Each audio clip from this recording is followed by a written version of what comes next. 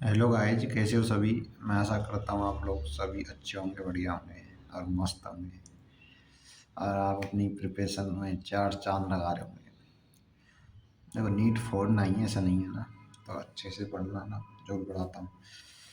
तो देखो, अपना जो अगला चैप्टर है, द्रव्यों के तापीय गुण। ठीक है। देखो, अम, इसमें जो मैंने लिखा है वो इम्पोर्टेंट है। ठीक है, ऐसा नहीं कुछ भी। ठीक है, ये बात ध्यान रखना। जो भी मैं स्लाइड भेजता हूँ सारी चीज़ें इंपॉर्टेंट है। जिस पे देखो नीट लिखा है, ये ट्रिपल स्टार रखे, मतलब लगाए हुए हैं मैंने ना। तो वो मतलब नीट में आ चुका है या फिर आने की संभावना है, ये चीज़ ध्यान रखना। तो अपन स्टार्ट करते हैं अपना चैप्टर। रेखीय प्रसार है फर्स्ट पॉइंट, और दूसरा पॉइंट है क्षेत्रीय प्रसार, और तीसरा पॉइंट है आयतन प्रसार। ये नीट में आ चुके हैं, एक दो बार नहीं, चार चार पांच पांच बार क्वेश्चन आ चुका है इन पर। ठीक है, ज़्यादातर रेखीय प्रसार पे आया। तो रेखीय प्रसार का जो सूत्र है, एल टी बराबर एल नॉट कोष्टक one plus alpha delta T. L T यानी कि कुल टोटल जो लंबाई है। ठीक है, और एल नॉट जो कि प्रारंभिक लंबाई। ठीक है, और कोष्टक में one plus alpha delta T, alpha जो कि गुणांक है, रेखीय प्रसार गुणांक, और डेल्टा यानी कि समय में परिवर्तन। ऐसे क्षेत्रीय प्रसार है, ए टी बराबर ए नॉट कोष्टक one plus beta delta T. आयतन प्रसार भी ऐसे ही है, बी टी बराबर V naught one plus gamma delta T. जो तीनों का जो अनुपात आएगा, 1:2:3, यानी अल्फा अनुपात बीटा अनुपात गामा का जो अनुपात है वो 1:2:3 आएगा। ठीक है, ध्यान रखना। अगला फॉर्मूला है D L upon D T बराबर अल्फा डेल्टा टी। ठीक है, देखो ये भी वही मॉडिफिकेशन करके रेखीय प्रसार का मॉडिफिकेशन है, देखो बहुत कुछ अलग नहीं है।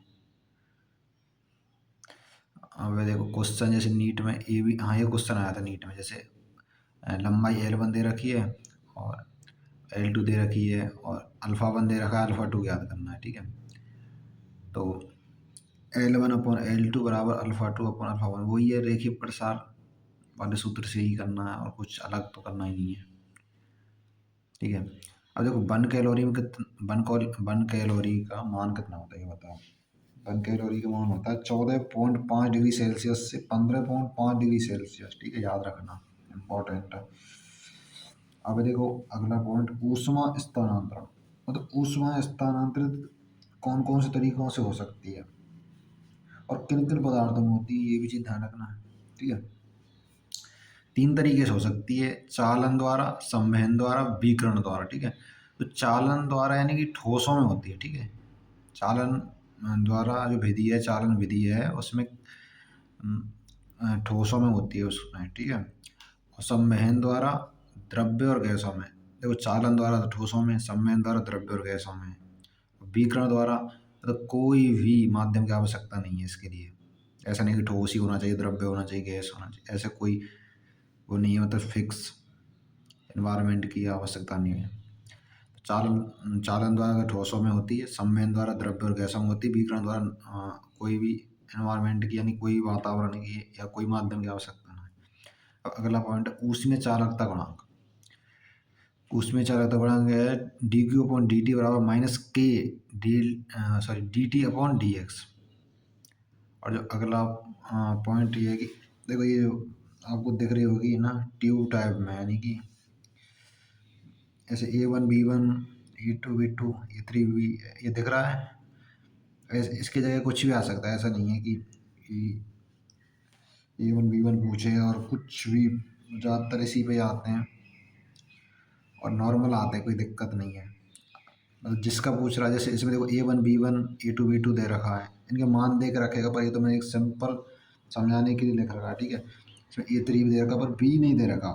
ठीक है, बी निकालना है, तो ऐसे बी निकालने के लिए देखो A1 B1 plus A2 B2 बराबर A3 B, तो A3B का मान नहीं दे रखा। ठीक है, तो जिसका मान नहीं दे रखा है उससे लिख लेंगे, फिर उसके सामने जितने भी हैं उनको लिख लेंगे। ठीक है, बराबर करके। जैसे A1 को मान है 2, B1 को मान है 1। ठीक है, ऐसे A2 को मान है 2 वी टू मान भी एक, ठीक है। तो A1 B1 plus A2 B2 इनका मान रख देंगे बराबर में A3B, और A3 को मान के चलो 3 है, तब बराबर में A3B, इनके मान रख देंगे और B निकालना है। ऐसे समझ गए ना, ऐसे ही आते हैं क्वेश्चन। ऐसे I1 I2 I3 ऐसे विद्युत धारा, कौन सा चैप्टर है वो, धारा विद्युत धारा वाला ना, उसमें या फिर वो बहुत कुछ भी दे सकता, कोई दिक्कत नहीं है, ऐसे आप याद रखना।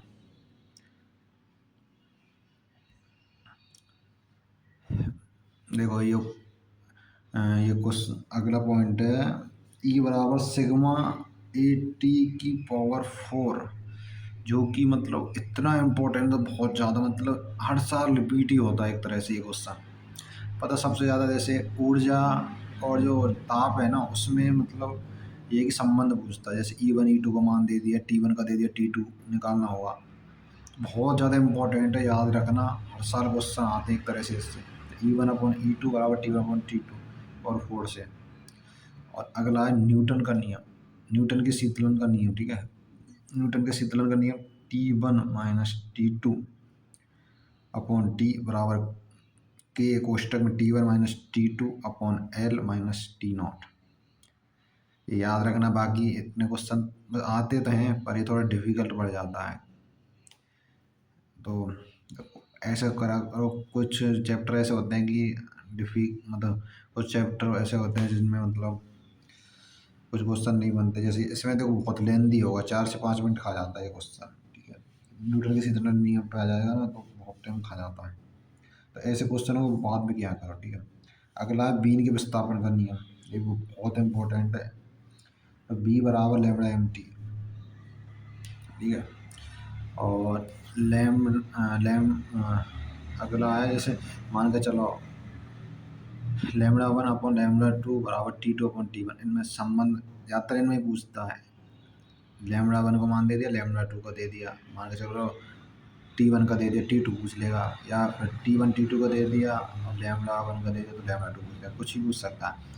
ज़्यादातर ऐसे क्वेश्चन आते हैं, 4-5 क्वेश्चन तो नीट में ऐसे आते हैं डायरेक्ट। अगला चैप्टर है तरलों के यांत्रिक गुण, देखो दोनों को कंबाइंड फॉर्म में करा देते, कोई दिक्कत नहीं है। इसमें जो पास्कल का नियम है आपने पढ़ा होगा, F1/A1 बराबर F2/A2। जैसे मान के चलो इसमें आपको F1 F2 दिख रहे होंगे, तो F2 पे ज़्यादा दबाव लग रहा हो, ठीक है। F2 यानी एक वो लग रहा है, एक तरह से पंप पंप का काम कर रहा है, तो ये पंप दबाएगा तो मतलब इसमें सॉरी इतने, जैसे F1 दे यदि दबाव जाएगा, ठीक है, तो F2 ऊपर उठाएगा, ठीक है, क्योंकि हम पंप खाना करो F2 पे, F1 में कुछ ना है। F1 दे तो एक प्रेशर दे रहे हैं, ठीक है, प्रेशर दे रहे हैं, तो F2 पे जैसे मान के चलो आपने देखा होगा, जैसे गाड़ी फाड़ी धुलने जाती है ना, वहाँ पे ऊपर उठ जाती है वो गाड़ी ना, तो कैसे वो उधर भी ऐसे ही, मतलब ये पंप है ना, पंप होता है एक, ठीक है। तो उस पे जैसे गाड़ी को धोते हैं तो उस पर खड़ी कर देते हैं, ठीक है। दूसरी ओर से मतलब प्रेशर लगाया जाता है, तो अपोजिट अपोजिट अपोजिट से लगाया जाता है प्रेशर, ठीक है, विपरीत दिशा से, ये ऐसा ही है।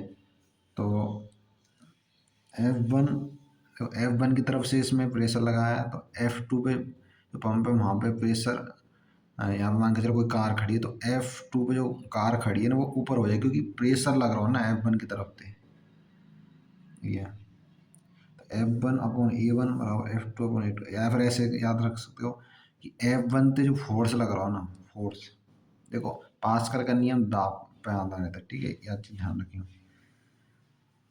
और F1/A1 बराबर F2/A2, ये याद रख लेना इसे।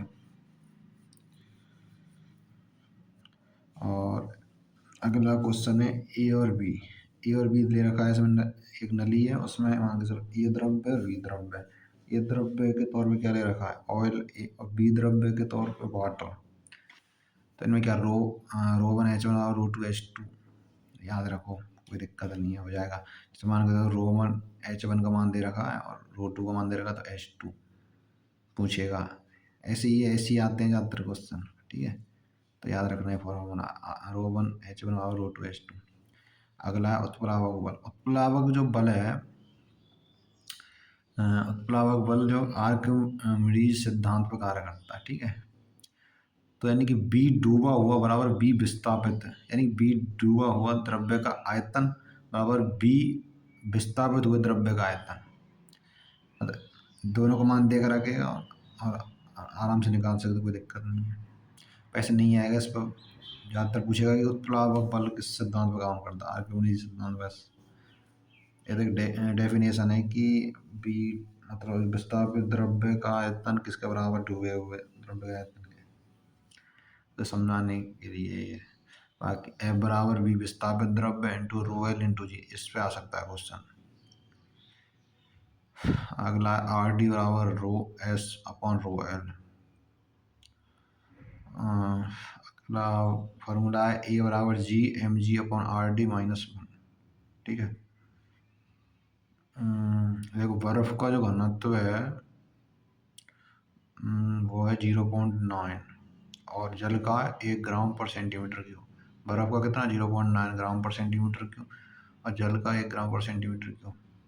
रस्सी में तनाव के कारण रस्सी पैंधे पर होती है, देखो तनाव के कारण रस्सी दो कंडीशन हो सके, या तो नीचे की तरफ में जाएगी या फिर ऊपर, ठीक है। तो ऊपर यदि कोई वस्तु मान के चलो, जैसे कुआं एक तरह से ना, कुआं में से कोई मान के चलो बाल्टी है, बाल्टी ऊपर की तरफ में खींच रहे हैं, या फिर ऊपर से यदि बाल्टी को नीचे डाल रहे हैं कुआं में, तो वो कंडीशन है। तो यदि मान के चलो ऊपर यदि बाल्टी को खींच रहे हैं तो तनाव महसूस होगा। तो इसमें देखो टी बराबर वी रो माइनस सिग्मा कोष्टक में जी प्लस ए, ठीक है। और यदि मान के चलो बाल्टी को कुएं में नीचे की तरफ में डालते हैं तो टी बराबर बी कोष्टक में रो माइनस सिग्मा कोष्टक में जी माइनस ए। देखो सबसे इम्पोर्टेंट इनमें एक तो ये रस्सी में तनाव के कारण रस्सी पहनने पर, यानी ऊपर जाने की कंडीशन और नीचे आने की कंडीशन में। बाकी आर्किमिडीज सिद्धांत भी ठीक, और ये पास्कल लॉ जो कि दाब की इकाई आप जानते होंगे, तो उस पर आधारित है। दाब का जैसे दाब बराबर बल बटे क्षेत्रफल होता है ना, तो वही है, याद रखना। अब देखो सांद्रता समीकरण और बर्नौली प्रमेय में देखो एक चीज कॉमन है कि ये असामान्य द्रव्य के लिए, असंपीड्य के लिए और आघूर्णी, ये तीन वर्ड याद रखना, असामान्य, असंपीड्य, अघूर्णी, ठीक है। और जो सांद्रता समीकरण देखो A1 B1 बराबर A2 B2, मैंने आपको क्वेश्चन बताया था ना, वही है, वो सांद्रता समीकरण पे ही है। वैसे कुछ भी आ सकता है उसमें, ऐसा कुछ फिक्स नहीं कि सांद्रता समीकरण के अकॉर्डिंगली, ज़्यादातर सांद्रता समीकरण पे ही आता है। बर्नौली प्रमेय क्या है, 1/2 mv² plus mgh plus pb बराबर कांस्टेंट। 1/2 mv² क्या है, काइनेटिक एनर्जी, mgh क्या है, पोटेंशियल एनर्जी, और pb बराबर कांस्टेंट। मतलब जो दे रखे हैं काइनेटिक एनर्जी और ये गतिज ऊर्जा और pb, ये सारे मतलब कांस्टेंट हैं, सीधी बात ये है। अगला बहिर्वाह चाल, बहिर्वाह चाल यानी कि इसका फॉर्मूला बी बराबर रूट में 2gh, फॉर्मूला याद रखना है, बढ़िया है। और श्यानता का जो फॉर्मूला है नीटा बराबर में D V upon D Y into F upon A. इसको मॉडिफिकेशन करके लिखेंगे तो एफ बराबर minus N into A into D V upon D Y, ठीक है। और एक डेका वॉच का मान है 10 पास्कल, ठीक है, याद रखना। अगला नियम कौन सा, स्ट्रोक का नियम। एफ बराबर में 6 पाई नीटा आर बी, एफ बराबर 6 पाई नीटा आर बी, ठीक है। तो नीट में सबसे ज़्यादा क्वेश्चन आवे जो ये क्वेश्चन ये ना, बी टी बराबर 2/9 सांद्रता समीकरण का, ये भी 2/9 सांद्रता समीकरण बोलते हैं ना। बी टी बराबर में 2/9 कोष्टक में rho minus sigma into R square upon नीटा। देखो द्रव्य के लिए और साबुन के लिए अलग अलग कंडीशन है होंगी। तो इसमें जो कार्य में जो परिवर्तन है वो, जैसे द्रव्य में कार्य में परिवर्तन क्या होगा, डेल डब्ल्यू बराबर में 8 पाई r into T into D R. और द्रव्य की तो एक ही सतह है ना, साबुन का जो बुलबुला उसकी दो सतह होती हैं, ठीक है। ये और इसलिए बता देखो, द्रव्य में एक ही सतह इंक्लूड की जाती है और साबुन में दो सतह। तो देखो साबुन के लिए कितना 8 पाई आर TdR है ना, साबुन के लिए दो सतह है। तो जब द्रव्य के लिए एक है तो साबुन के लिए दो है, तो इंटू दो कर देंगे तो 16 पाई आर TdR, ठीक है। बुलबुले संलयित होते हैं तब तो R² बराबर R1² - R2²। अब केसनली ये बहुत इंपॉर्टेंट है, नीट में बहुत बार क्वेश्चन आ गया है, बहुत बहुत बार। एच बराबर में 2T cos θ/ρgr। सबसे ज़्यादा इसमें जो इम्पोर्टेंट सांद्रता समीकरण है, और सांद्रता समीकरण और श्यानता गुणांक, जो श्यानता जो गुणांक है ये भी है ना, और इक्वेशनली वाला ये इम्पोर्टेंट है, याद रखना। बाकी ऑल दी बेस्ट, अच्छे से पढ़ो।